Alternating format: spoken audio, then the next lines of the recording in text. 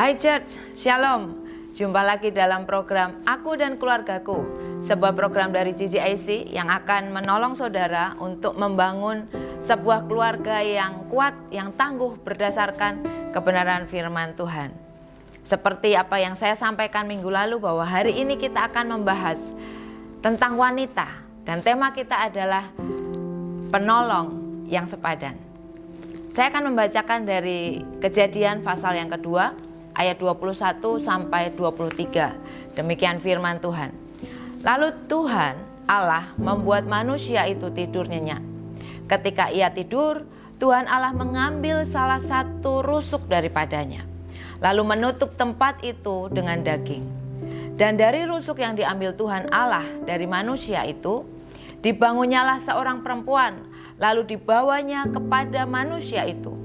Lalu berkatalah manusia itu, inilah dia, tulang dari tulangku dan daging dari dagingku. Ia akan dinamai perempuan, sebab ia diambil dari laki-laki.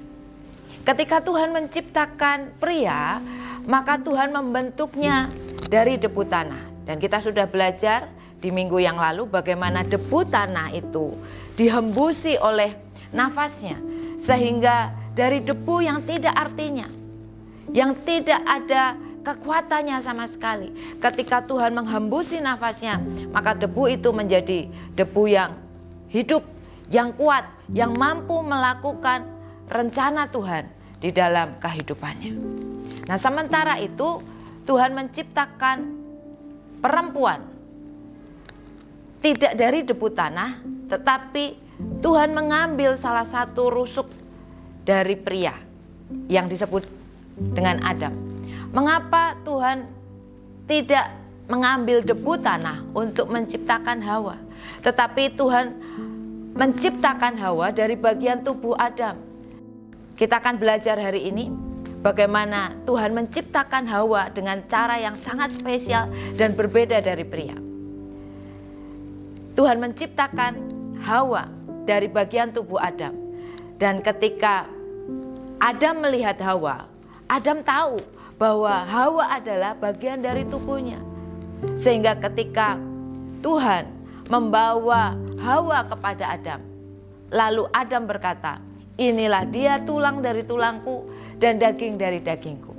Jadi di sini Hawa bukanlah sesuatu yang asing bagi Adam, karena Hawa merupakan bagian dari hidup Adam.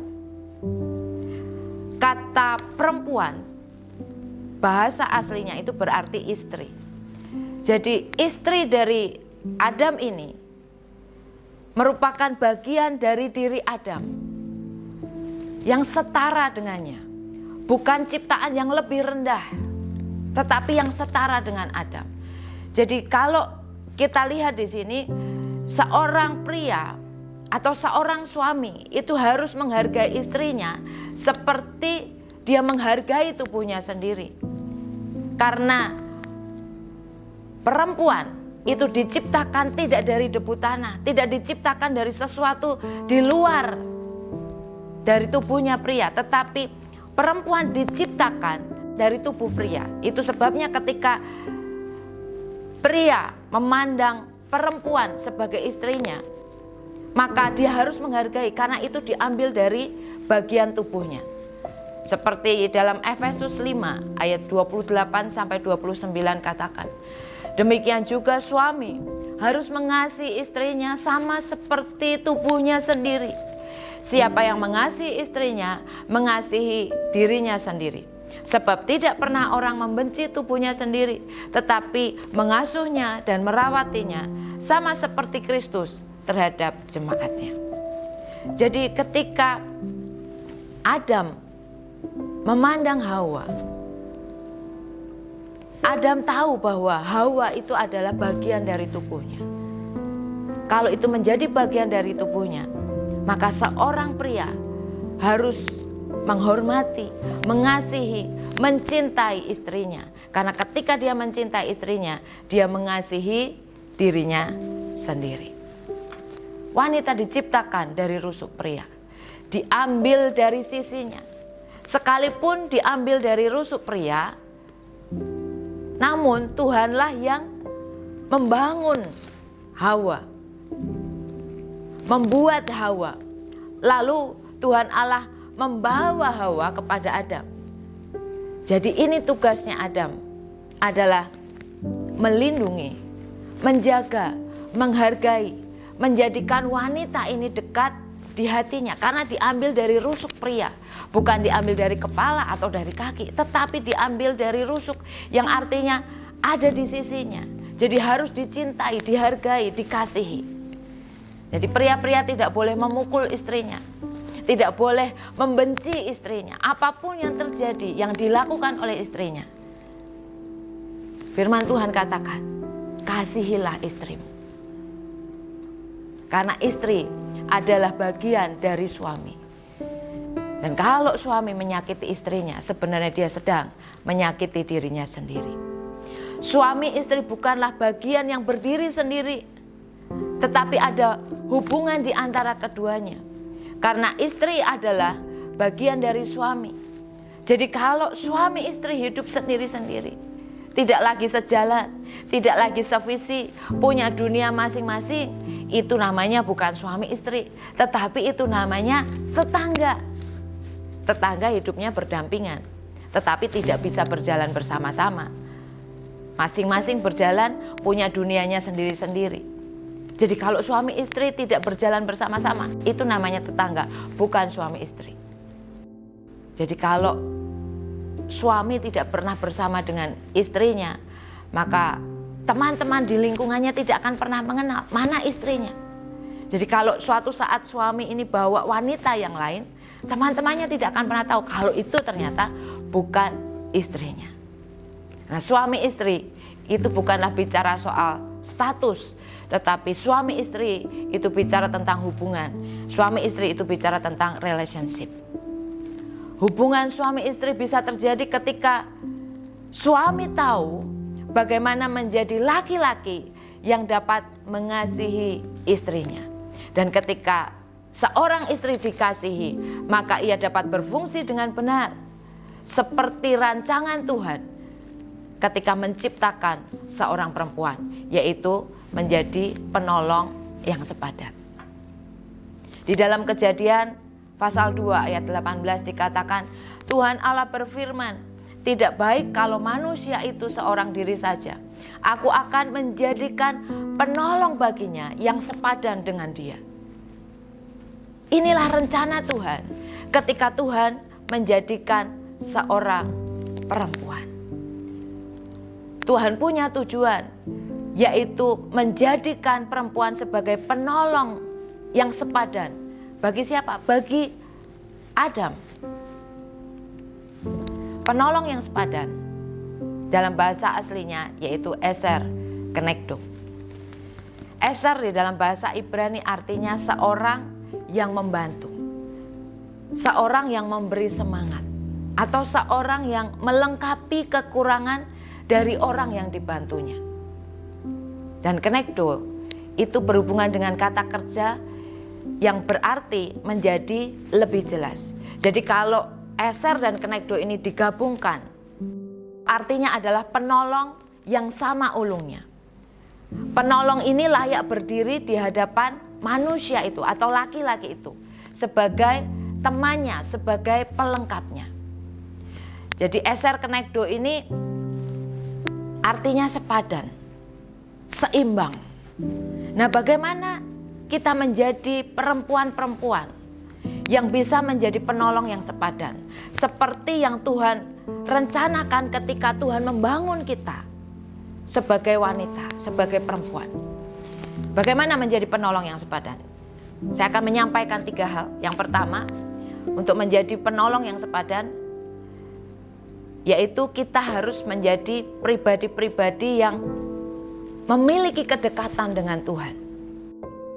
Karena apa? Karena kita adalah rusuk atau tulang yang dibangun oleh Allah. Tulang yang tidak ada artinya apa-apa, yang tidak bisa bergerak tanpa dibangun, tanpa dibentuk, tanpa diciptakan. Maka tidak ada kekuatan untuk menjadi penolong.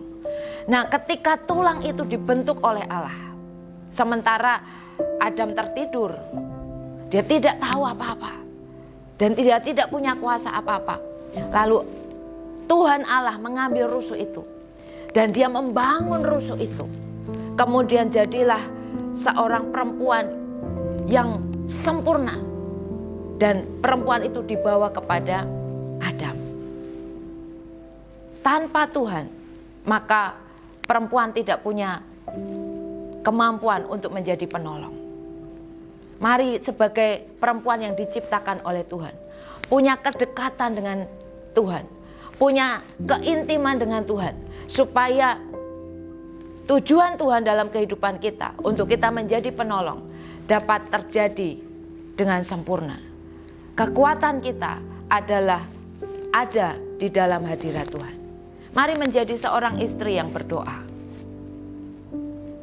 untuk suami, untuk anak-anakmu. Seorang istri yang kekuatannya ada di dalam hadirat Tuhan. Karena ketika seorang istri yang berdoa, maka dia akan menghadirkan Tuhan di dalam keluarganya. Penyertaan Tuhan turun atas suaminya, penyertaan Tuhan turun atas anak-anaknya. Sehingga suaminya itu tidak lagi sendiri. Kenapa? Karena ada doa-doa dari seorang istri yang menyertai suaminya. Sehingga ketika suaminya di luar rumah, istrinya tidak khawatir, istrinya tidak takut. Karena penyertaan Tuhan yang sempurna. Seorang istri tidak bisa menjaga atau menjadi penolong 24 jam. Ada waktunya suami harus bekerja di luar. Dan Alkitab katakan tidak baik kalau manusia itu seorang diri. Jadi bahaya kalau Adam itu berada di luar seorang diri. Nah, butuh doa, butuh penyertaan Tuhan atas suami-suami. Jadi mari berdoalah, menjadi istri yang berdoa, supaya Tuhan menyertai suamimu, supaya Tuhan menyertai anak-anakmu di saat engkau tidak bisa bersama-sama dengan mereka. Jangan malas berdoa, para perempuan, para istri, karena disitulah letak kekuatanmu. Disitulah engkau bisa membuat keluargamu itu kuat. Ketika engkau menjadi istri yang berdoa, ketika engkau menjadi perempuan yang berdoa. Yang kedua, bagaimana menjadi penolong yang sepadan. Rusuk itu adanya di samping, tidak di atas atau di bawah, supaya bisa berdampingan. Nah, ketika Tuhan menciptakan Hawa, maka dia mengambil rusuk Adam, supaya Adam dan Hawa ini bisa berjalan berdampingan. Untuk menjadi penolong yang sepadan, maka seorang perempuan atau seorang istri harus memiliki visi yang sama dengan suaminya. Amsal 29 ayat yang ke-18 berkata, bila tidak ada wahyu, menjadi liarlah rakyat. Berbahagialah orang yang berpegang pada hukum. Dalam terjemahan lain dikatakan, tanpa visi umatku binasa. Nah, keluarga harus punya visi. Tanpa visi maka keluarga akan hancur. Kalau suami dan istri punya visi yang berbeda, maka keluarga itu tidak akan dapat bertahan. Akan menjadi keluarga yang rapuh, yang gampang sekali. Ketika tantangan ada, maka keluarga itu akan dapat dengan mudah dihancurkan. Suami dan istri harus satu visi supaya memiliki keluarga yang kuat. Maka keluarga itu akan menjadi keluarga yang berbahagia. Tidak mudah membangun keluarga yang kuat di tengah situasi dunia yang berbahaya hari ini. Ada begitu banyak ancaman di luar sana yang bisa menghancurkan keluargamu.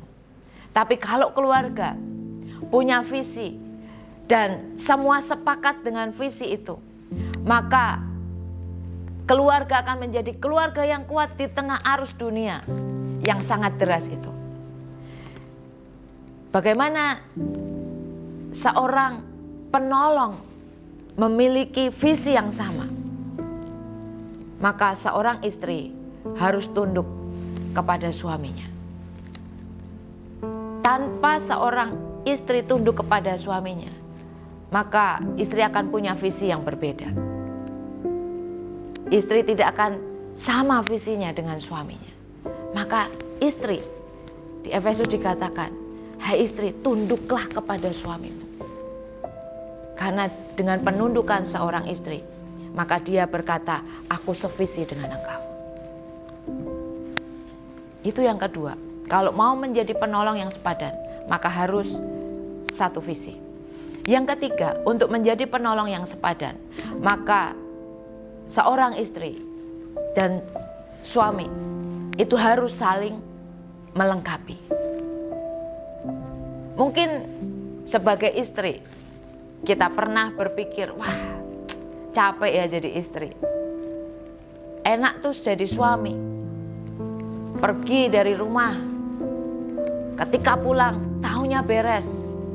Anak-anak sudah belajar, sudah mandi.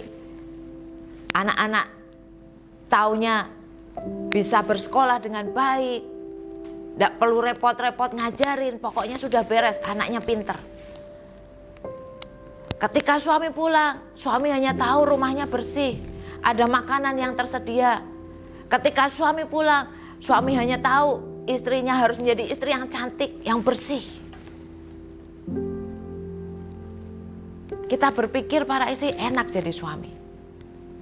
Atau malah sebaliknya suami berpikir, wah enak jadi istri ya. Nggak perlu stres, kejar target, diam di rumah saja. Nggak perlu mikirin bagaimana memiliki rumah, nggak perlu mikirin menyelesaikan angsuran mobil, nggak perlu pikirin pengeluaran bulanan. Enak hidupnya. Kita berpikir enak jadi suami, sementara yang istri berpikir, wah berat jadi istri, enakan jadi suami. Kalau kita berpikir seperti ini, maka masing-masing akan menjalankan tugasnya dengan menggerutu. Maka masing-masing tidak akan dapat mengerjakan panggilannya sesuai seperti yang Tuhan mau. Dan ujungnya akan muncul pertengkaran-pertengkaran karena tidak puas dengan perannya masing-masing. Adanya istri di rumah bukan menjadi pembantu rumah tangga, namun penolong. Sehingga suami bisa berkarya di marketplace dan keluarga diberkati. Jadi kalau engkau jadi istri, menjadi penolong yang sepadan, mari saling lengkapi. Jangan malas.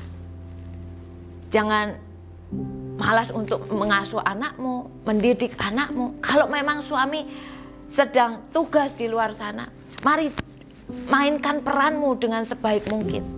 Didik anak-anak. Kerjakan tugas yang ada di rumah dengan yang terbaik. Sehingga keluargamu dapat menjadi keluarga yang kuat. Kerjakan bagian dengan sukacita, tidak dengan menggerutu atau dengan malas, tetapi lakukan dengan sukacita. Karena tugas di rumah sama pentingnya dengan tugas suami yang sedang bekerja.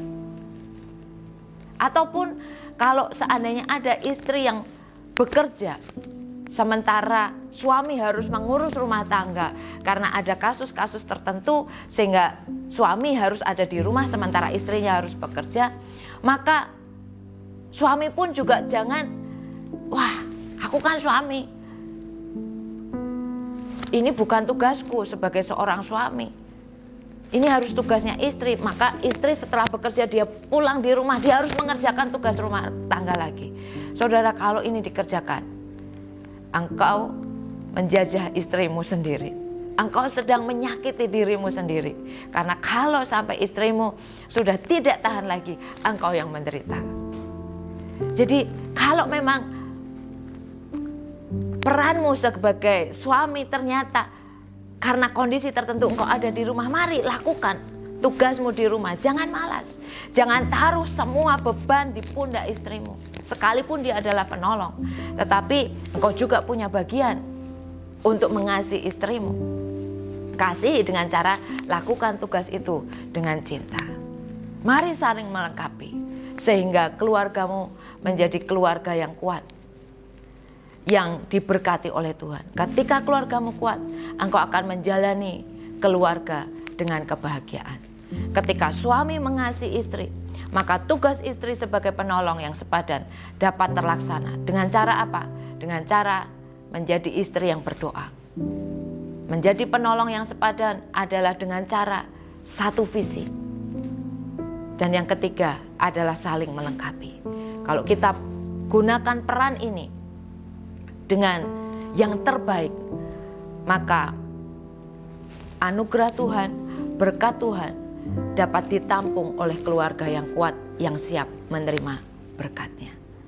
Saya berdoa, mari engkau jadi wanita, jadi perempuan-perempuan yang diberkati oleh Tuhan, menjadi penolong yang sepadan di dalam keluargamu, dan nama Tuhan dipermuliakan lewat kehidupanmu. Amin. Mari kita berdoa. Tuhan, terima kasih untuk hari ini. Engkau mengajari kami para perempuan untuk kami menjadi perempuan yang takut akan Tuhan, menjadi penolong yang sepadan di dalam kehidupan kami. Kami rindu Tuhan, tugas menjadi penolong yang sepadan dapat kami kerjakan dengan baik, sehingga anugerah Tuhan, berkat Tuhan dapat tercurah di dalam kehidupan keluarga kami. Ampuni kalau selama ini kami tidak menjalankan tugas kami dengan sempurna. Ampuni kalau selama ini kami tidak menjadi penolong yang berdoa, tidak menjadi penolong yang sevisi dengan suami. Tetapi kami memiliki visi sendiri, sehingga keluarga kami menjadi keluarga yang rapuh karena tidak satu visi. Tuhan, tolong kami supaya kami menjadi perempuan yang melengkapi dan menjadi perempuan yang menjadi penolong di dalam keluarga kami. Terima kasih Tuhan untuk kasih setiamu. Kami bersyukur biar kiranya lewat keberadaan kami sebagai penolong yang sepadan, nama Tuhan dipermuliakan di dalam keluarga kami. Di dalam nama Tuhan Yesus kami berdoa. Amin. Terima kasih sudah bergabung dalam program Aku dan Keluargaku. Saya berdoa apa yang kita pelajari hari ini akan menjadi berkat buat para perempuan yang adalah penolong yang sepadan yang Tuhan berikan di dalam kehidupan kita. Kita menjadi berkat bagi keluarga kita. Selamat menikmati hari ini. Tuhan Yesus memberkati.